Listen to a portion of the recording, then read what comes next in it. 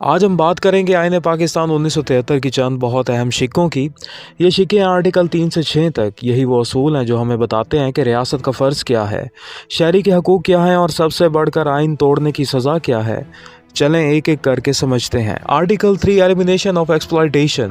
The state shall ensure the elimination of all forms of exploitation and the gradual fulfillment of the fundamental principle from each according to his ability to each according to his work۔ ریاست کی ذمہ داری ہے کہ ہر قسم کے استحصال یعنی کسی کی کمزوری یا مجبوری کا ناجائز فائدہ اٹھانا کو ختم کرے اور آہستہ آہستہ ایک ایسا نظام قائم کرے جس میں ہر شخص کو اس کی صلاحیت اور محنت کے مطابق حق ملے۔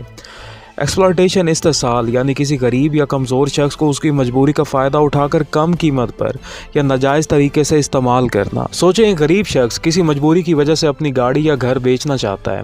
اس کی اصل قیمت فرض کریں 20 لاکھ روپے ہے، لیکن خریدار اس کی مجبوری کا فائدہ اٹھا کر کہتا ہے میں زیادہ نہیں دے سکتا، بس 10 لاکھ میں لیتا ہوں ورنہ کوئی اور خریدار نہیں ملے گا۔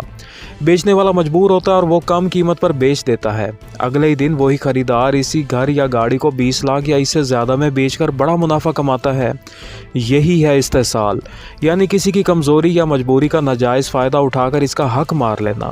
ریاست کا فرض ہے کہ ایسے ظلم کو روکے اور سب کو ان کی محنت اور حق کے مطابق انصاف دلائے۔ Article 4 Right of individuals to be dealt with in accordance with law۔ Clause 1 To enjoy the protection of law and to be treated in accordance with law is the inalienable right of every citizen wherever he may be and of every other person for the time being within Pakistan۔ ہر شہری کا یہ بنیادی اور ناقابل تنسیق حق ہے کہ وہ قانون کے تحت تحفظ حاصل کرے اور اسی کے مطابق اس کے ساتھ سلوک کیا جائے۔ یہ حق صرف پاکستانیوں کے لیے ہی نہیں بلکہ ہر اس شخص کے لیے ہے جو پاکستان میں موجود ہے۔ Article 2 In particular Sub Clause A No action detrimental to the life, liberty, body, reputation or property of any person shall be taken except in accordance with law۔ کسی شخص کی زندگی، آزادی، جسم، عزت یا جائیداد کو نقصان پہنچانے والا کوئی بھی عمل قانون کے بغیر نہیں ہو سکتا۔ گھر کی تلاشی، اگر پولیس یا کوئی ادارہ کسی کے گھر کی تلاشی لینا چاہتا ہے تو وہ صرف عدالت کے حکم کے تحت ایسا کر سکتا ہے، کسی افسر کی ذاتی مرضی پر نہیں۔ نوکری سے برطرفی، کسی سرکاری ملازم کو صرف ذاتی پسند یا ناپسند کی بنیاد پر نوکری سے نہیں نکالا جا سکتا، اس کے لیے قانون کے مطابق کارروائی اور وجہ بتانا ضروری ہے۔ جائیداد پر قبضہ، کوئی بھی طاقتور شخص کسی کمزور یا غریب کی زمین پر زبردستی قبضہ نہیں کر سکتا۔ جائیداد سے متعلق فیصلے صرف عدالت اور قانونی طریقے سے ہوں گے۔ شادی یا خاندان کے معاملات، کسی شخص کو زبردستی شادی پر مجبور نہیں کیا جا سکتا کیونکہ یہ اس کی آزادی اور زندگی کے حق کے خلاف ہے۔ میڈیا یا سوشل میڈیا پر عزت خراب کرنا، کسی کی جھوٹی خبریں پھیلا کر یا غلط الزام لگا کر اس کی عزت خراب نہیں کی جا سکتی۔ یہ صرف عدالت اور قانون کے ذریعے ہی ثابت ہو سکتا ہے کہ کوئی شخص قصوروار ہے یا نہیں۔ Sub class B No person shall be prevented from or be hindered in doing that which is not prohibited by law and جو کام قانون نے منع نہیں کیا اس کام سے کسی شخص کو روکا نہیں جا سکتا۔ اگر آپ پارک میں واک کرنا چاہتے ہیں اور قانون نے اسے منع نہیں کیا تو کوئی اہلکار آپ کو روک نہیں سکتا۔ اگر آپ سڑک پر بیٹھ کر یا پارک میں بیٹھ کر کتاب پڑھنا چاہتے ہیں اور قانون نے اسے منع نہیں کیا تو کوئی بھی شخص یا اہلکار آپ کو روکنے کا حق نہیں رکھتا۔ اگر آپ کسی خوبصورت عمارت یا باغ کی تصویر لینا چاہتے ہیں اور قانون نے اس جگہ پر فوٹوگرافی منع نہیں کی تو کسی کو آپ کو روکنے کا اختیار نہیں۔ اگر آپ ایسے کپڑے پہننا چاہتے ہیں جو قانون کے خلاف نہیں ہیں تو کوئی بھی آپ کو یہ نہیں کہہ سکتا کہ آپ یہ نہ پہنیں۔ اگر کوئی نوجوان اپنا چھوٹا کاروبار مثلا چاٹ کا ٹھیلا یا چھوٹی دکان شروع کرنا چاہتا ہے اور اس پر قانون میں پابندی نہیں ہے تو کوئی بھی شخص یا ادارہ اسے روک نہیں سکتا۔ اگر آپ ایک شہر سے دوسرے شہر جانا چاہتے ہیں اور قانون نے وہاں جانے پر پابندی نہیں لگائی تو کوئی اہلکار آپ کو راستے میں روک کر نہیں کہہ سکتا کہ آپ کیوں جا رہے ہیں۔ اگر قانون نے کسی چیز کو منع نہیں کیا تو کوئی دوسرا انسان آپ پر اپنی مرضی مسلط نہیں کر سکتا۔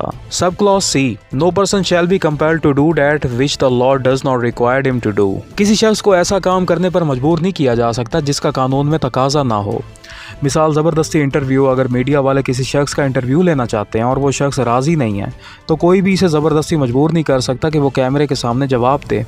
زبردستی میٹنگ یا جلسے میں لے جانا، اگر کسی سرکاری یا نجی ادارے میں ملازمین کو کہا جائے کہ وہ کسی خاص سیاسی جلسے یا ریلی میں ضرور شریک ہوں ورنہ نوکری سے نکال دیا جائے گا تو یہ بھی غیر قانونی ہے کیونکہ قانون اس کا تقاضا نہیں کرتا۔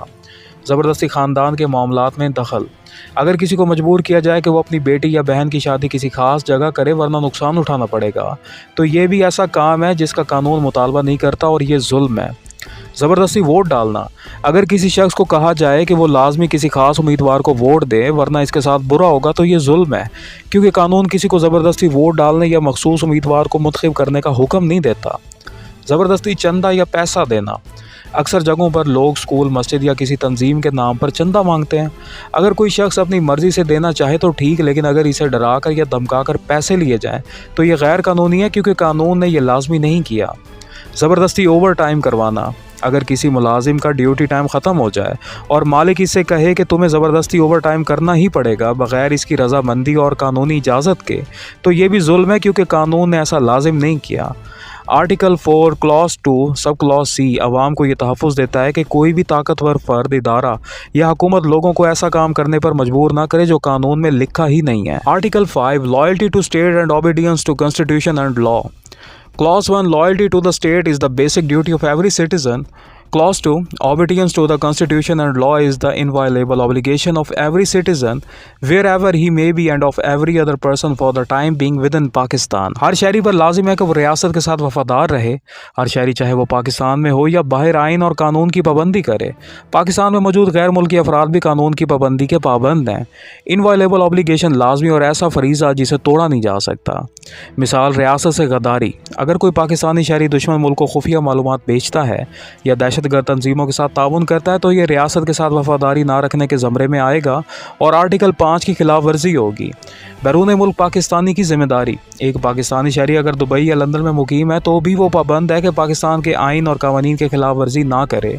मसलन पाकिस्तान के खिलाफ झूठा प्रोपेगेंडा फैलाना, गैर मुल्की ताकत के लिए पाकिस्तान के मफादात के खिलाफ काम करना, ये भी इस आर्टिकल की खिलाफ वर्जी होगी। गैर मुल्की अफराद पाकिस्तान में, अगर कोई गैर मुल्की पाकिस्तान में रहते हुए चोरी करता है, गैर कानूनी हथियार रखता है या ट्रैफिक कवानीन तोड़ता है तो उसे ये नहीं कहा जा सकता कि वो पाकिस्तानी नहीं इसलिए आज़ाद है, वो भी आर्टिकल 5 के तहत पाकिस्तानी कवानीन का पाबंद है। Article 6 high treason. Clause 1 any person who abrogates or subverts or suspends or holds in abeyance or attempts or conspires to abrogate or subvert or suspend or hold in abeyance the Constitution by use of force or show of force or by any other unconstitutional means shall be guilty of high treason. Clause 2 any person aiding or abetting or collaborating the acts mentioned in Clause 1 shall likewise be guilty of high treason. अगर कोई शख्स ताकत के ज़ोर पर या गैर आइनी तरीके से आइन को तोड़ने, मुअत्तल करने या ख़त्म करने की कोशिश करे तो वो संगीन गद्दारी, हाई ट्रीजन का मुजरिम है। जो लोग ऐसे इक़दामात में मदद करें या साथ दें वो भी गद्दारी के मुरतकब होंगे। हाई ट्रीजन संगीन गद्दारी यानी रियासत के आइन और वफादारी को तोड़ना। मिसाल के तौर पर जनरल परवेज़ मुशर्रफ सन 2007 ने आइन पाकिस्तान को मुअत्तल करके मुल्क में एमरजेंसी नाफिज की थी। उन्होंने आइन के बाद इसे मुअत्तल कर दिया और जजों को भी घरों में नज़रबंद कर दिया। ये इक़दाम आर्टिकल 6 के तहत संगीन गद्दारी के ज़मरे में आता है। इसी बुनियाद पर इनके खिलाफ हाई ट्रीजन का मुकदमा भी दर्ज किया गया था। तो नाज़रीन, ये थी आइन पाकिस्तान की शिकें 3 से 6 तक, जो हमें याद दिलाती हैं कि एक मजबूत रियासत सिर्फ तब बनती है जब इंसाफ, कानून, वफादारी और आइन का एहतराम सब के लिए यकसा हो।